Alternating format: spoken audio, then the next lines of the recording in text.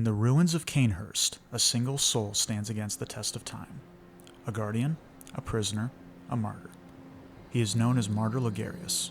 He is an optional boss found in Cainhurst Castle. Very difficult and very aggressive.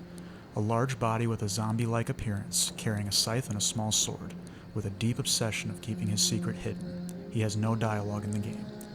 To understand this character, we have to get some context about his background and about certain events. Logarius was the leader of the Executioners, a fanatical group of powerful hunters who worked with the Healing Church. They had their own workshop where they trained and honed their craft. We hear about them first through the hunter Alfred, and we can also find items associated with the Executioners throughout the game. While the Executioners technically became part of the Healing Church, it is said that they were more of an ally, because their motivations were different from the Church. Their mission was all about cleansing the world of impurity. They believed some had carried blood that was tainted or corrupt. The Executioners would basically kill anyone they found tainted. They were known to be violent and brutal when they would slaughter those they deemed appropriate, and the Church enhanced their power to do so. A very fanatical group known for using a weapon called the Logarius wheel. The Executioners were known to make examples out of those they slaughtered, and it is possible Logarius himself made this a custom in Yharnam. It is said that the Logarius wheel is influenced from the medieval torture tool called the breaking wheel. While they were a brutal and fanatical group, they likely believed they were doing a good thing, as we see from this quote by Logarius. Acts of goodness are not always wise, and acts of evil are not always foolish, but regardless, we shall always strive to be good. According to the Healing Church, the people of Cainhurst Castle were among the worst of the tainted. This was because at some time before the church, a scholar from Byrgenwerth College had given the nobles of Cainhurst bad blood, which turned them into what they are currently referred to, vile bloods. The need to slaughter those of Cainhurst Castle gave the Executioners a real mission and purpose. Of course, the castle had a noble family, and of that family was Queen Annalise. Logarius knew if Queen Annalise was alive, then there would be more vile bloods. With all of this in mind, eventually, Logarius had led an invasion to Cainhurst Castle with his group. It became an all-out war zone.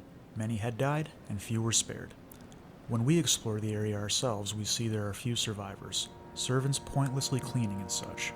We also see that some were turned into creatures called bloodlickers. The invasion was considered successful. They had murdered the king, and Logarius wore his crown. This crown is known as the Crown of Illusions. Logarius had also discovered something about Queen Annalise of the Vile Bloods. She was actually immortal and couldn't be killed. A secret he considered vile. He then decided to guard that vile secret alone for all eternity. He chose to keep Queen Annalise locked in Cainhurst Castle, wearing a helmet so she couldn't drink any more blood. He would then place himself on a throne wearing the Crown of Illusions guarding the Queen. Using the crown allowed him to create an illusion of no door behind him leading to where Queen Annalise is. And this is where we find him. Alfred is another hunter in the game that we encounter. He holds Logarius to a high regard, and we first learn about Logarius through him. Even Alfred wants to go to Cainhurst to fight for his master's cause.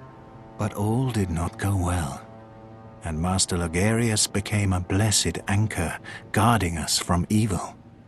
Tragic, tragic times, that Master Logarius should be abandoned in the accursed domain of the Vile Bloods. I must free him, so that he may be properly honored in martyrdom. In order to encounter Logarius ourselves, we first have to make it through the castle. After we get through Cainhurst Castle and reach the rooftops, we find Martyr Logarius on the throne where he's been sitting. When we enter his arena, he wakes up and the fight begins. He doesn't have any dialogue, but he does have a very annoying path to him. This fight is going to be very challenging, and the path to get to him is also going to be very challenging.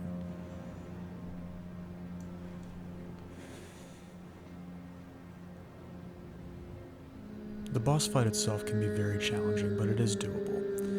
Logarius uses a few spells and also attacks using his scythe and his sword. He consists of two phases. The first phase is mainly exploding skull spells and melee attacks up close. He does have a tendency to back away when you get close to him. His second phase is more intense, as he has a few new moves and they are quick. Sometimes it can get a little aggressive and a little bit intimidating, but fear not. Parrying is a good strategy here, but also carefully timing your dodge and being mindful of his spells is your best bet. Sometimes you have to time the dodges a little too perfectly, but it is doable. It might take a second to get his moves and timing down, but once you get it down, it becomes a much smoother fight. After we defeat Logarius, we are rewarded with the Crown of Illusions, and when we wear it, we uncover the secret room where Queen Annalise has been sitting. When we meet with Queen Annalise, we can find an invitation to the Cainhurst castle. This can be given to Alfred the Hunter, and he will use it to go to Cainhurst and finish his master's wishes. One question we might have about Martyr Logarius is he alive or dead? It isn't clear if Martyr Logarius is alive or in some kind of state of living death when we find him. I assume he is alive, but some think he's being controlled by some kind of spell, perhaps by Queen Annalise. I personally think he's alive and he's being kept alive by his obsession to keep Queen Annalise imprisoned and to stop anyone from knowing about her. I think in order to fulfill this insane obsession, he either put himself on some kind of spell or drank some sort of concoction. Another question we might have is, what is Logarius? It is hinted he is Temerian since he has a large stature like them, along with many other similar characteristics, as far as strength and magic practices. While they are a race of human-like beings, they are also known to have an undead-like state similar to Logarius himself. It is also said that Logarius uses a sword similar to the design of the ones the Temerians use. So why do they call him Martyr Logarius? Assuming he is still alive, he is called Martyr because he essentially gave up his life to forever guard an immortal being from being found.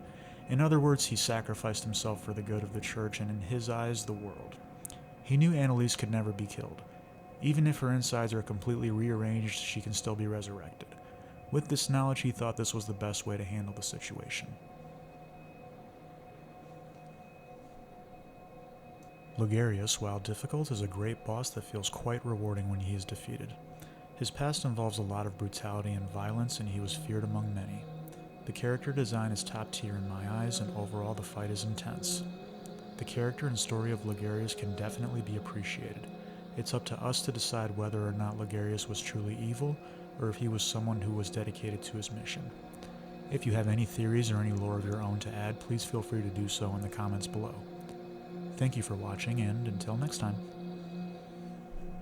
Farewell, good hunter. May you find your worth in the waking world.